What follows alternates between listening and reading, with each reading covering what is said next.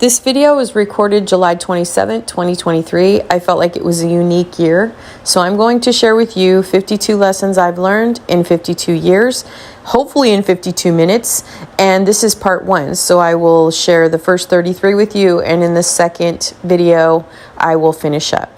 There was no way, you guys, that I wanted to do this like in bullet points. I wanted to share my experiences in life.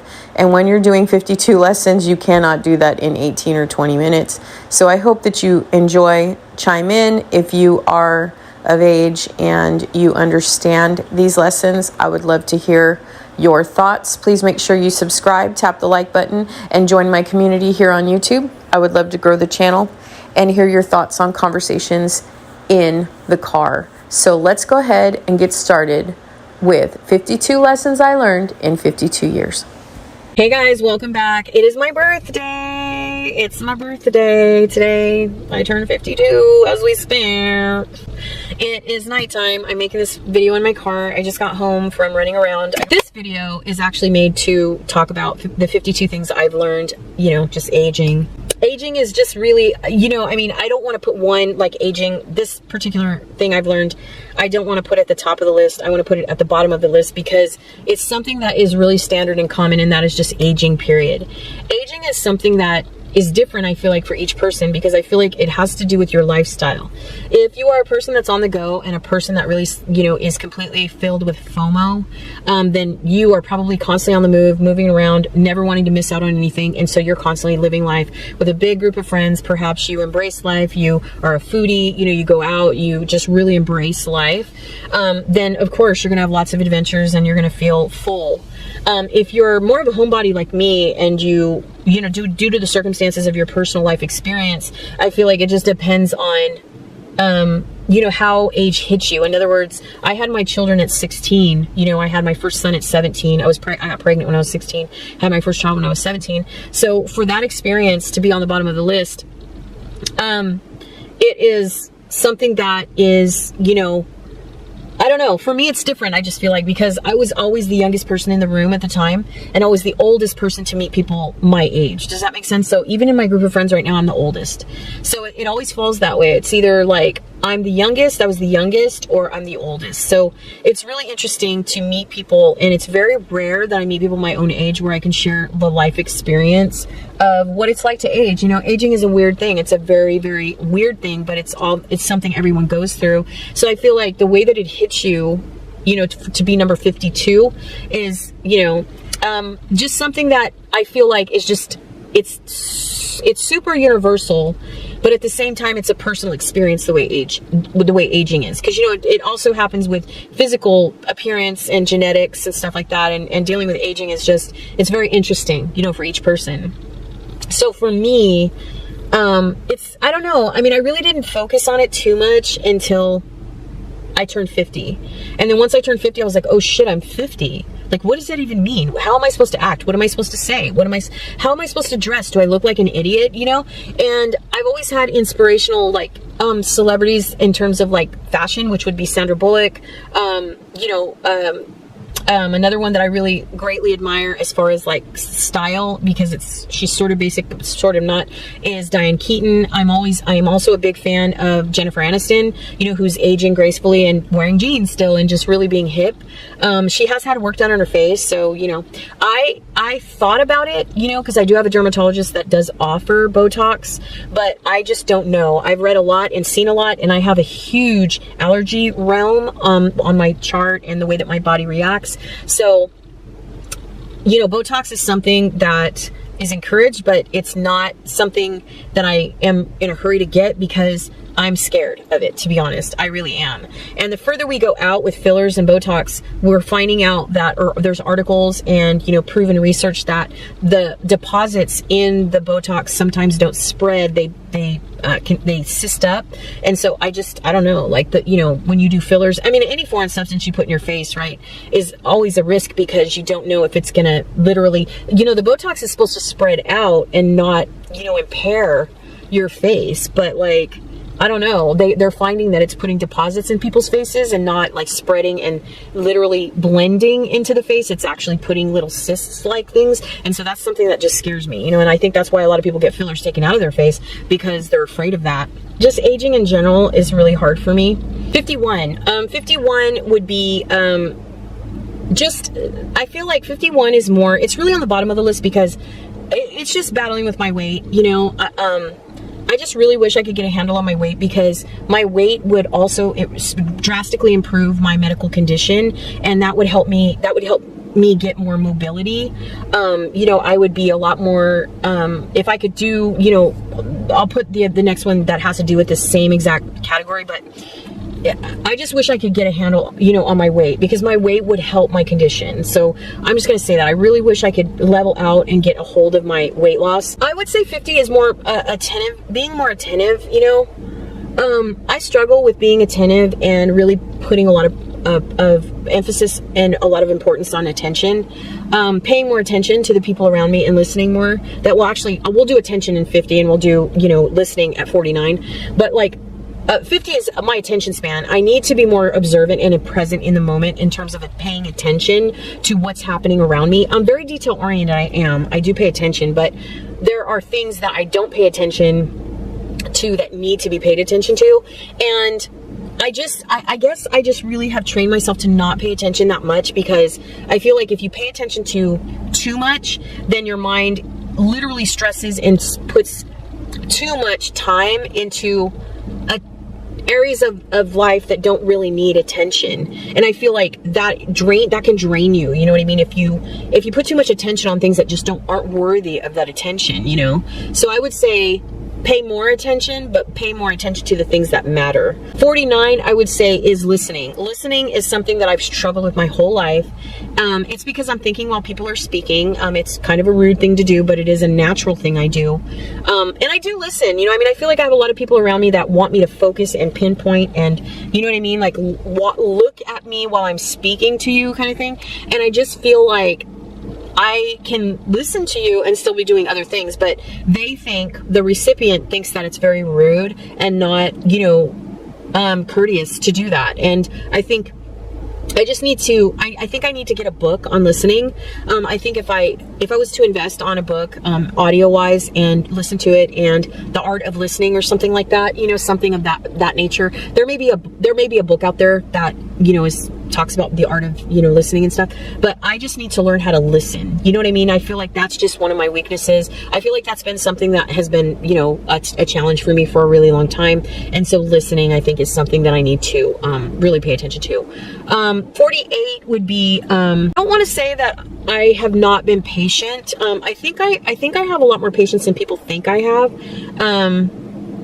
I think I've learned with therapy over the years and the tools and practicing cognitive behavioral tools and coping skills that I feel like I know how to exercise patience more. People seem to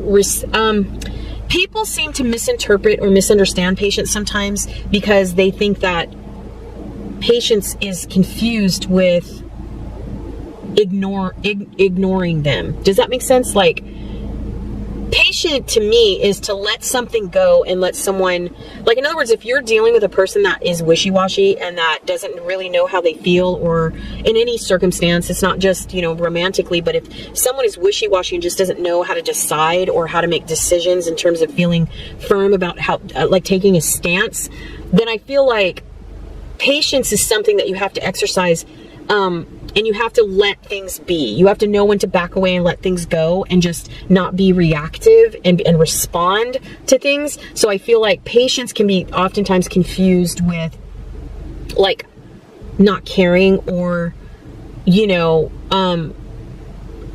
I feel like patience can be confused with non-reactive, I guess.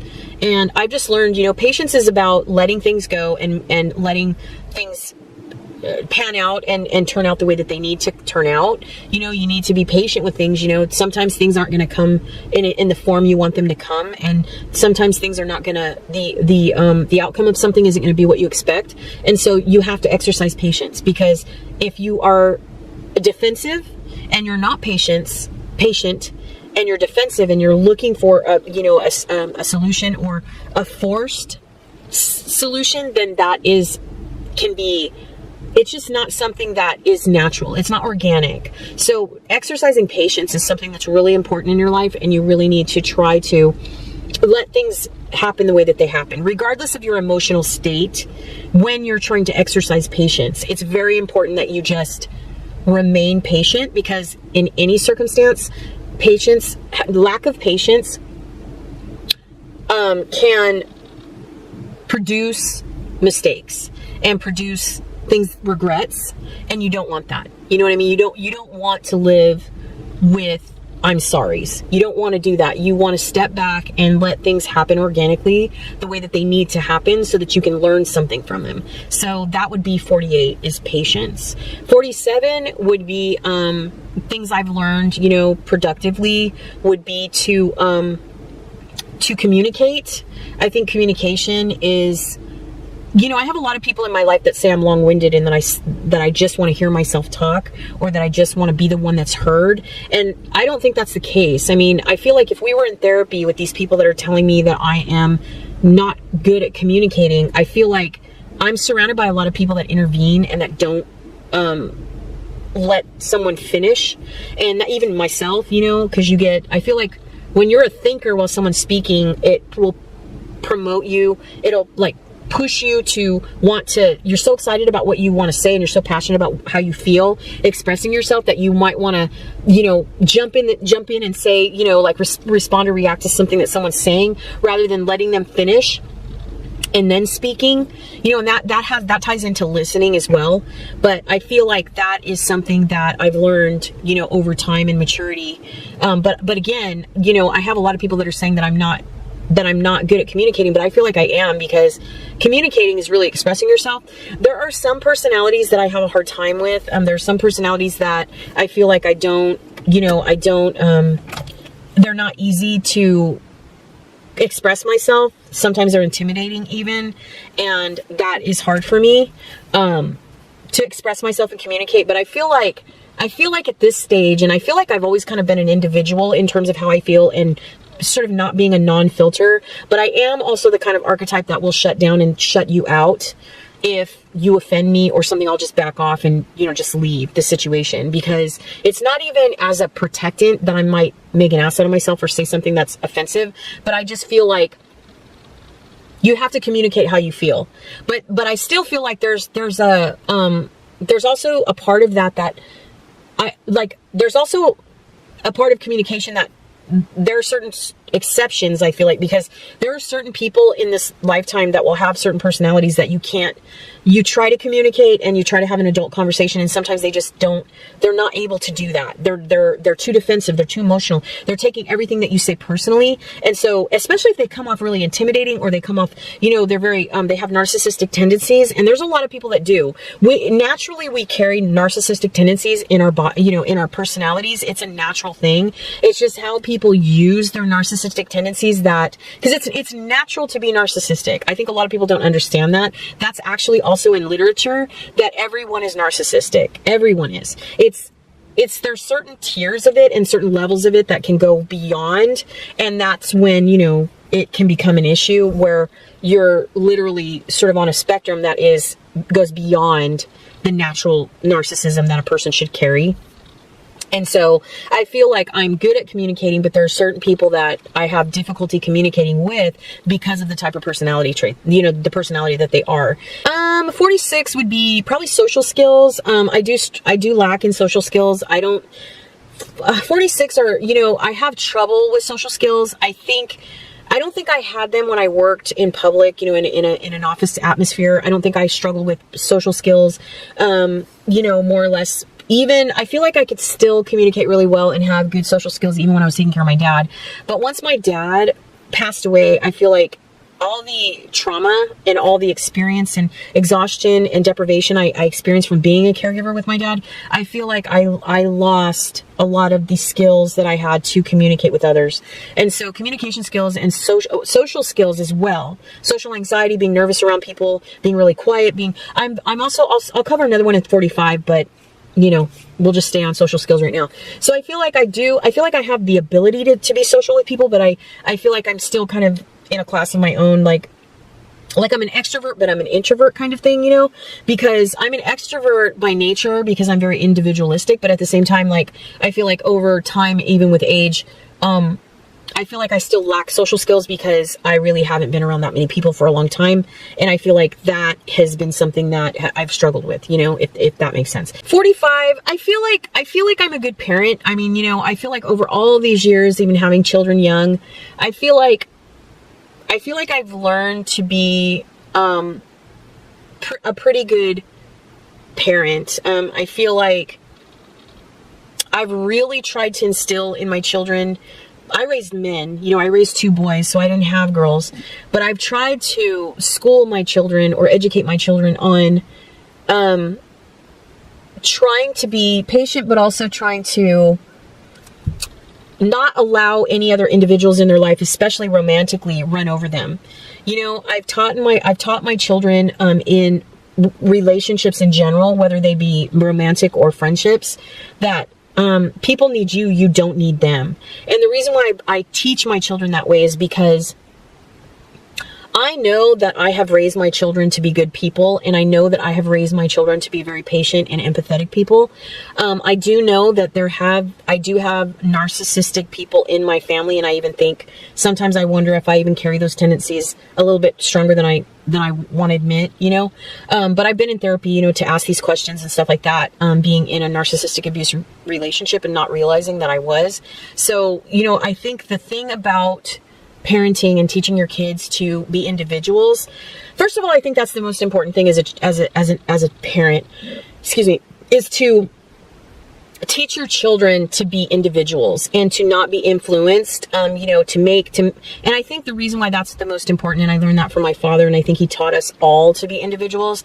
I think that parenting and teaching your kids to be individuals really helps them make decisions on their own and not be influenced by their peers, you know, and that, I think, life as parents, I think we don't really think about it when we're younger, how our actions have an impact on our children and what we do. I think a lot of times we think our kids are young, they can't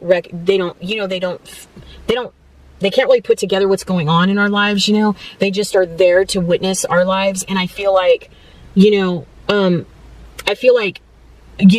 kids carry a lot of emotional stress. They feel a lot of things. They can't articulate how they feel, so they can't verbally articulate how they feel, right? I mean, they can, you know, by emotional outbursts, but I feel like, you know, when you're young and you have kids, I mean, you probably haven't been as young as I was, but when you're young and you have children, I feel like we all do the best we can, and I think we all try, you know, as best as we can. But I feel like the reason why I feel successful as a parent is because, you know, and the reason why I taught my children, you know, you need them more than they need you, because you have to put yourself first at some point.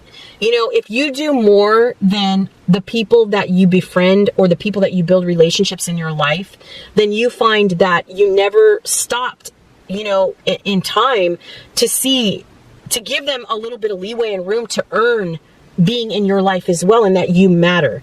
And I feel like that's very important to me to have, because I feel like that's what my dad taught us, you know, is to not be selfish, but we matter, you know. So to be an individual is to really feel strong enough to make your own decisions and to not let someone influence you or encourage you to do something you know you don't want to do. And I think most parents do that, but I feel like I have taught my children, even in their romantic relationships, that you have to put your stance from the beginning, and you have to, you know, just because you're putting boundaries and you're saying I'm worth this much, even being a man, I feel like women, and it could be vice versa, right, for any gender, but I'm saying if you teach your children that, then they always will value themselves, and then beyond valuing themselves, they will value their relationships and anything else that comes in their lives, you know. And that is any kind of relationship or anything that they're connected to. They know that they matter, and that how they feel, you know, is important, you know. And so that's why I feel like I've done okay as a parent. 43, I feel like I've been pretty confident in myself. I feel like I've always had a struggle between being confident and being insecure. I feel like I'm pretty confident though, because I feel really, I don't know. I mean, I don't want to feel like I know everything, because I don't, but I do know that, you know, I do believe in the theory of being the smartest one in the room.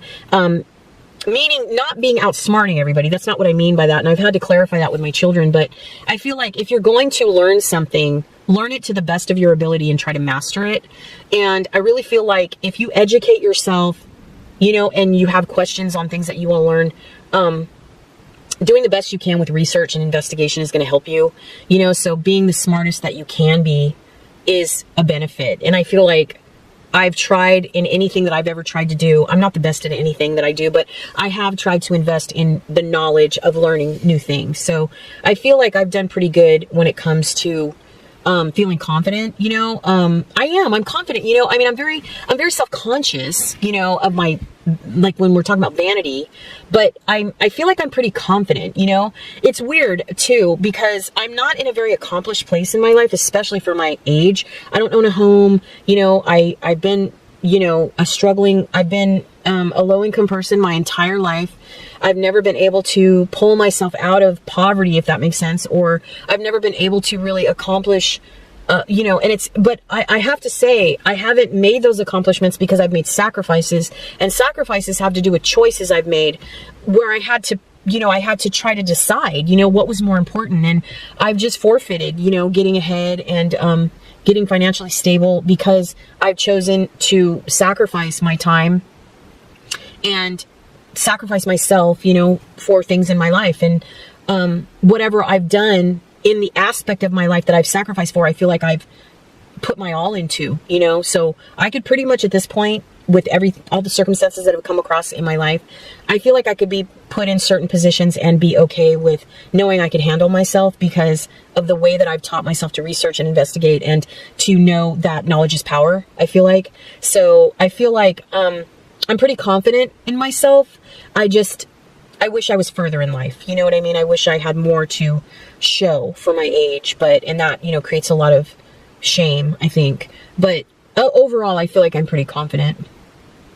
I'm 42. I feel like I've come to a point in my life where I can own my insecurities. I don't think like my insecurities outshine, you know,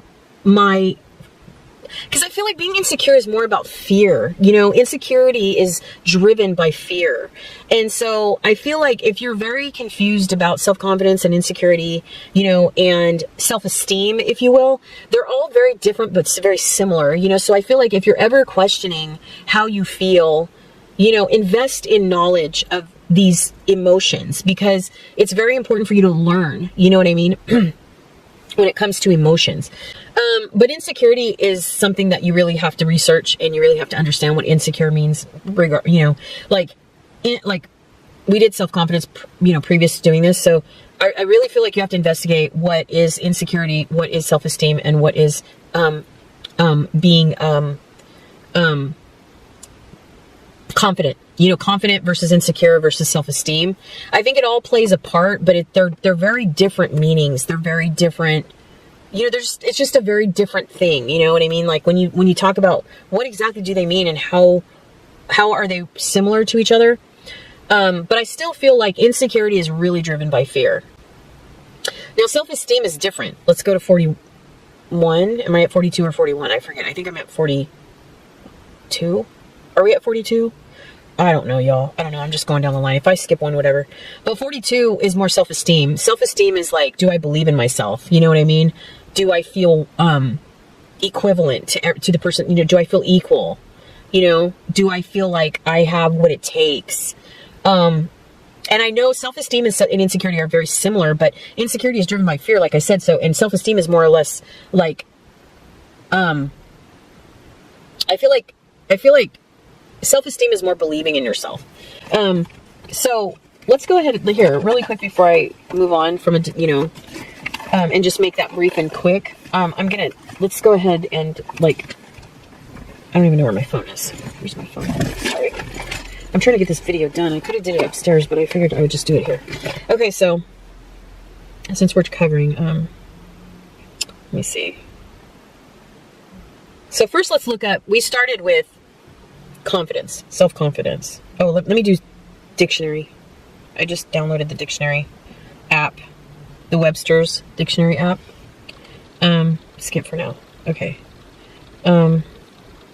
Search. Okay. So, I started with confidence. All right. So confidence, and I know we're on, here we go. Okay. So confidence is a feeling or consciousness of one's powers or of reliance on one's circumstances.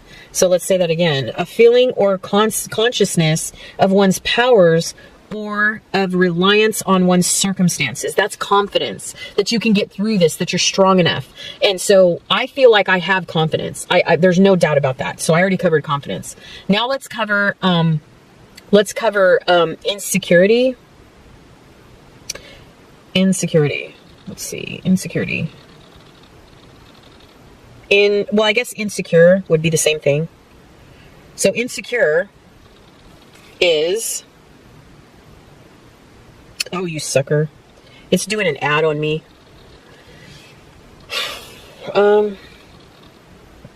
Skip. Wait, close. So insecure is it's an adjective, and it's deficient in assurance.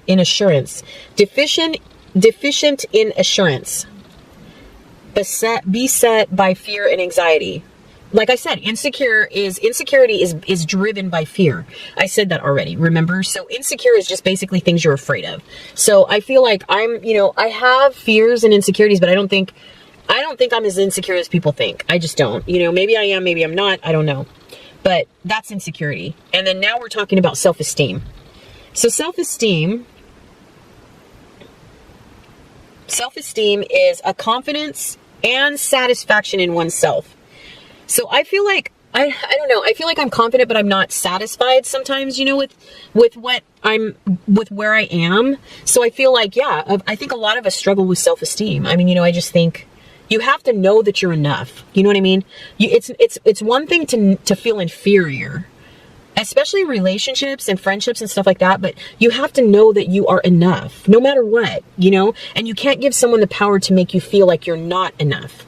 You know what I'm saying? So like I said, people say, oh, you're insecure. Well, maybe, but you have to ask yourself, are you insecure, or do you have low self-esteem? So are you afraid to commit yourself or be in a relationship or whatever, or be a parent or get married or, be committed or whatever? Or are you insecure? Are you afraid, insecure, right? Or are you, or do you lack self-esteem?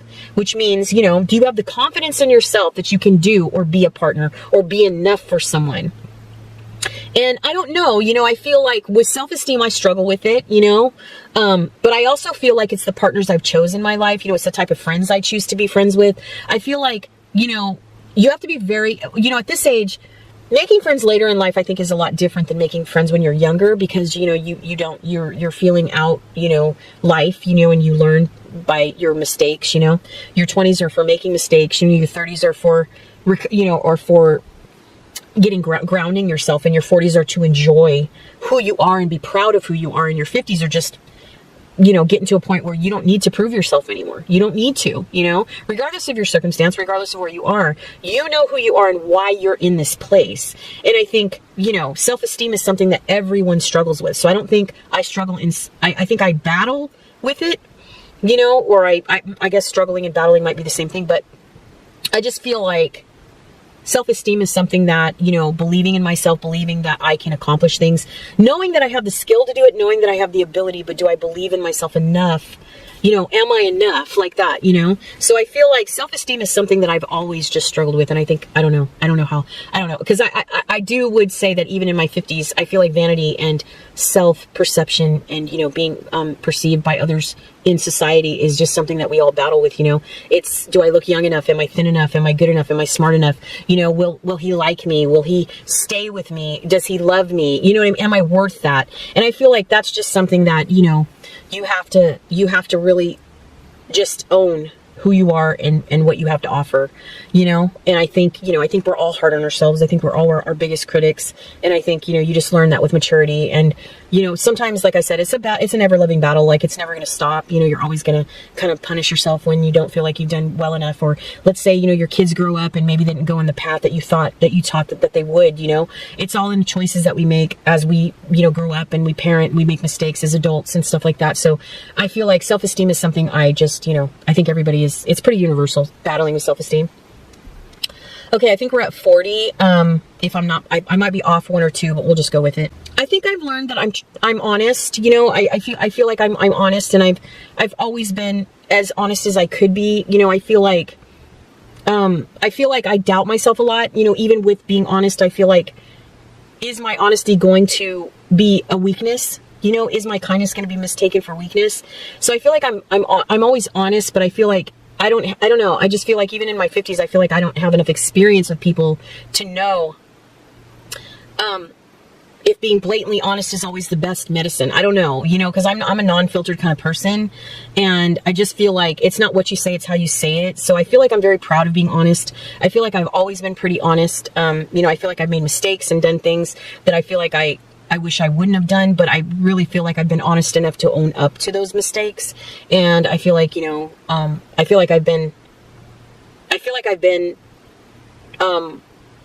know when to say I'm sorry, but I am going to say that I'm pretty stubborn. Like, you know, like, I feel like honesty kind of sets you free, but I feel like it's not, I mean, you can own the trait of being honest and kind of, I guess kind of hover over that like it's a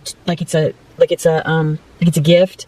But I feel like at the same time, you have to be very careful the way you are honest, because sometimes honesty is not the easiest for the other person, you know, taking in your thoughts and your opinions. Like, you can be honest, but it doesn't mean that how you feel in being honest and telling the truth all the time is like going to be received.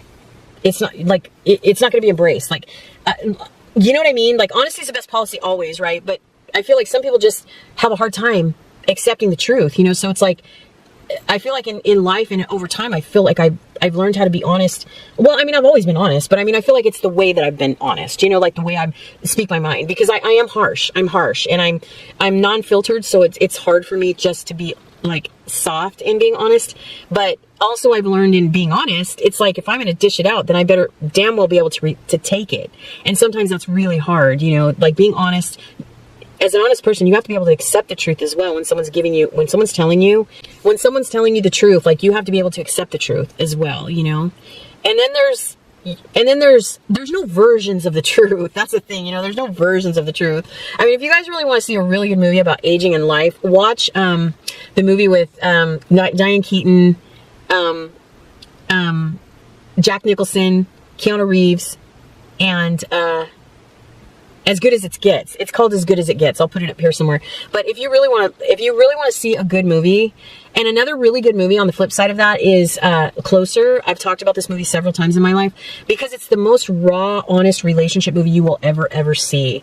And it's one of those things where it just exposes relationships for what they truly are. And honesty is something that, I don't know, you know, it's like when someone asks you a question, you know, do they really want to know the honest truth, or do they want to know, or do they want you to validate them in some way? You know what I mean? Like, do they want to know the truth? But see, the thing is when you ask somebody a question and they answer you, it's going to be what they feel is the answer. Do you know what I'm saying? Like, there's black and white, you know, in terms of like what's right or wrong, right? You know, like, you don't steal, you don't lie, you don't this, you know what I mean? Like, there's the basics of morality and, you know, honesty, of being like just black and white laws of living, if you will. But then there's like, if you ask somebody a question and they answer it, are you really ready to hear the honest truth? You know what I'm saying? It's like, if you're in a relationship and you have a gut feeling that someone is cheating on you, and you ask them if they're cheating on you and they say no, but you know in your gut they're not being honest, well, then you have to take that upon yourself to make that decision. But if you are with someone that is willing to answer you and tell you the truth for whatever reason, and you have some kind of clear understanding that you are always going to be honest with each other, then you have to be willing to accept the truth. Like if you say, hey, are you cheating on me, or are you having an affair or whatever? And they say, yes, excuse me, well, are you really ready for that? Do you know what I'm saying? Like, and so it's like people want you to be honest, but are they ready to hear the truth? Are they ready to accept the truth? So I feel like I'm honest by nature. Like I don't have cruel intentions, that my intentions are not bad. I don't ever have ill intentions with anything that I do.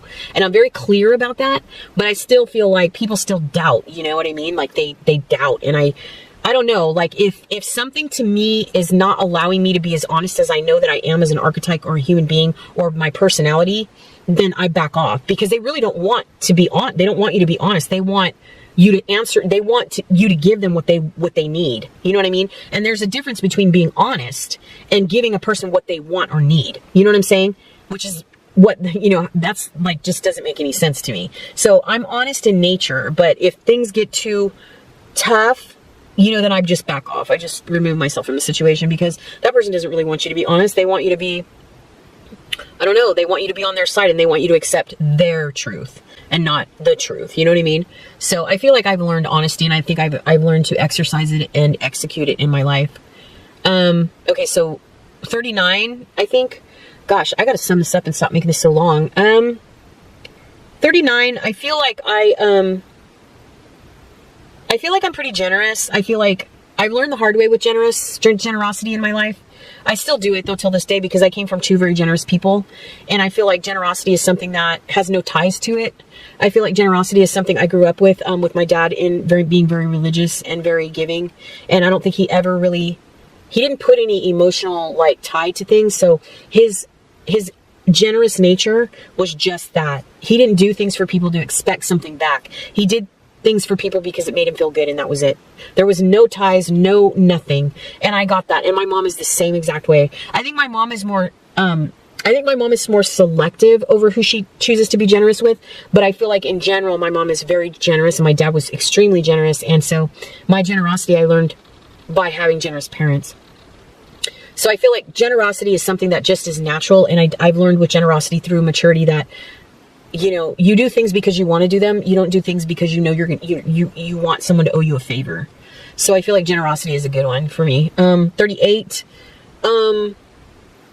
Kindness. I think I've learned kindness from my parents as well, and I think I've exercised kindness pretty easily. I don't really have, like I said, kindness and generosity in general, like I feel like come in naturally to me, because I did come from I don't know, I came from two parents that were just very giving. Yeah, so kindness is something that it's just something that has always been natural to, I grew up around kind people, and my mom and dad were extremely kind, extremely generous, very giving. I think my mom is a little less trusting, I think, than my dad. My dad was really trusting, almost naive, but he was very kind to people. He was very kind and very generous. I mean, my dad did things for people that most people would be like, what's the catch? But my dad was just naturally generous. And I have come across people in my life that didn't understand why I was doing such nice things for them. And to me, it's like there's no attachment to it. It's just, kindness. It's just, kindness is free. Kindness is easy. You know what I mean? If you have good intentions behind what you do for people, then it's a breeze. It's like, it's not a big deal at all. You know what I mean? Like, to be kind to somebody. It's like, if someone falls or someone needs help, or kindness, courtesy, like opening the door for someone, or, you see an elderly person and they need help putting groceries in their car or whatever, you know what I mean? Or someone, needs help in the store or whatever, I mean, I've always been naturally kind. I don't think I've ever been, not unkind. I don't know how to do that. I don't know how to be unkind or ungenerous to people. I think, like I said, we'll hop over to 37. I think trusting people is my issue, but I think I only have lack of trust. Like, it's not like I'm just I'm just naturally saying I don't trust people. I feel like with me in my life, I feel like trust is something that I think we all have trust issues. I don't think anybody in this lifetime, by the time you're in your 50s, it hasn't been burnt somehow. But I feel like you become more leery. You become more reluctant to give out. You learn to give less of yourself to people and become leery. But if you've experienced any kind of manipulation in your life, then I feel like when you are less trustworthy, I feel like you have to be careful with trust, because I feel like there's a difference. There's a difference in just being leery and being careful with being trustworthy, and pushing it over to blame, like someone's out to get you, like being paranoid. You know what I mean? I think there's a fine line between meeting someone halfway and having someone earn the trust, your trust, rather than overdoing it, other than mistrusting people and expecting someone to hurt you or out to get you before they even show you that they're that kind of a person. So I feel like trust and maturity, you learn with trust. You know, some people never learn, but I feel like if you're very conscious and you learn to be very keen in your, like, learning yourself really well, I feel like, and you've gone to therapy and you've exercised tools and you've joined programs and you've read books and you just learn by association as well and by interaction with people and human nature. I feel like social behavior, things like that, I feel like you know, I feel like you have to be open to giving people a chance, but I feel like you can't be overly trusting as well. You know what I mean? Like me, I'm an open book. I just don't care. Like, you know what I mean? Like, but I do have doubts, like because of the relationships that I've been in my life and the kind of relationships I've had, what I've been accused of in my life and stuff like that, I feel like brings automatic doubt to me. So I feel like I'm in the right and I know I'm honest, but I feel like I have a hard time trusting people because they're always coming at me as if I'm doing something wrong. And then I'm doubting how I'm giving a part of myself to that relationship or whatever that is. So I'm very leery about people, you know, I do not trust people, but it's because of my experiences and because I have been, I don't know, I've been not trusted before I've had a chance to trust somebody. Does that make sense? So I've been accused of being untrustworthy so much in my life that I feel like I have trust issues because of that, you know, because I've been forced to overprove myself. And a lot of people say, you don't know anything. Why do you feel that way? So I feel like trust is something I still have to work on in my life. You know, it's something that I still need to work on. So there's that. 36, if that's where I am. I don't know. I feel like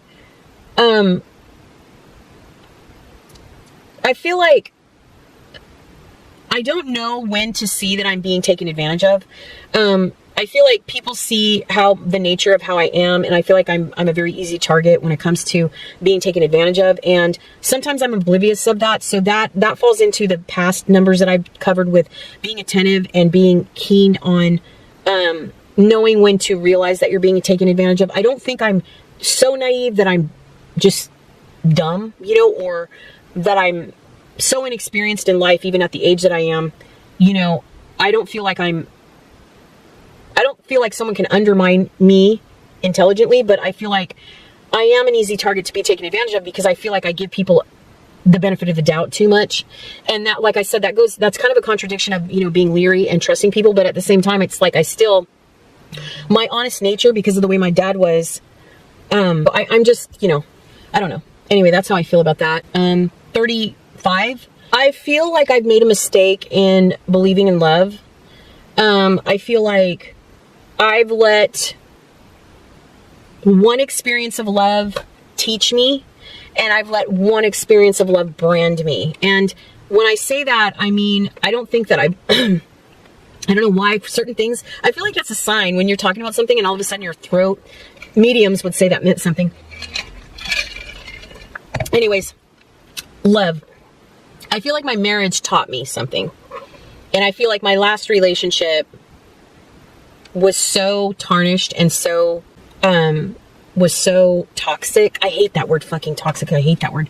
Was so, turbulent. And so I let myself be walked on, is what it is in that relationship. I let myself be, taken advantage of. I let myself be, I allowed myself to be naive. I allowed myself to, you know, not feel, in other words, I didn't put any worth on myself. I didn't put any, like, I don't know. I'm going to turn my car on. I'm too hot. I didn't, like, I feel like, I don't know, like, I feel like that relationship just literally ruined me. And I feel like I should have learned. I should have known, you know, and I didn't put any value on myself in that relationship. And so it just went to the extent of like taking him back so many times and letting him do the things that he's done to me, was my fault, not his. Do you know what I mean? And I have a lot of anger in that, like, because of that, because all the things that I just told you about are things I didn't exercise in my romantic relationship, the last one I had. And I feel like it really tarnished my future because it made me not believe in love. It made me curse off love. It made me not give someone else a chance to come into my life and fill my life with some kind of joy. And I feel like I robbed myself from knowing what joy felt like being in that relationship because I was so blinded and so, I don't know, I just didn't value myself. And I just feel like I didn't learn enough lessons from that. I mean, I was taught every lesson possible in that relationship, you know what I mean? So it's like, I don't know, man. I really ruined it. I really ruined, you know, love. I really wasted years of my life. I really wasted years of my life, letting someone take advantage of me because I was so blinded with my own emotion, you know. But I feel like that had to do with that. I allowed someone to make me feel not valued in the way that I knew I deserved to be valued. And I feel like it just tarnished my future in believing in love, you know. And I don't blame him for that. I blame me for that. You know what I mean? Like I do. I mean, I've been alone now 4 years, and I still, because he was really the only influence I ever had in terms of a long-term relationship. And he did so many things, and he still hasn't changed, and it's still a lot of the same story and a lot of the same thing. But I feel like I never really got better over that, you know. I didn't heal over that. And I think healing is part of growth, and I feel like I'm still learning in that aspect. So let's jump from love to healing. So that would be what, 34? I think 34. Healing is something I need to work on. Healing is something I need to exercise. Healing is something I need to allow myself to do. I feel like I've taken this wound that I've been inflicted, you know, with that I just feel like I haven't. I feel like I should have learned from that, and I feel like I should have allowed myself to heal, and I feel like I didn't let myself heal from that. Instead, I got caught up in anger, and in other words, I blinded myself with all this. Look what you did to me. It's because of you, when really it was me. I made the decision to go back. I made the decision to keep letting him come back. I made the decision to keep trying over and over and over again, and that's my fault. That's not his. For not learning, for not evolving, you know, beyond it. And so I feel like, you know, maturity is about learning lessons in life and getting further in life and enjoying life and knowing that by now you should be at a point in your life where you've gone through so many experiences, made mistakes and achievements, that you need to be able to allow yourself to live life and enjoy it and not continue to, you know, like blame yourself or punish yourself, you know? So I feel like that has been one of my biggest, you know, flaws, I feel like, is that I didn't let myself get over that, you know? And I really feel like I wish I would have. That's all. I wish I would have. All right, 33 would be, battery's gonna die. No, I gotta change. I don't know. I think I have to stop there, so I'll pick this up later in my house when I sit down on the floor, and because I have to charge my batteries for a little while, but we left off at 33. I'm gonna put it in my notes so that I can finish this video. Man, this video is hecka long, but I'm gonna post it no matter what. So let me note 33, and then I will be back. So the battery's dying, but I will be back to give you 33, so stay tuned.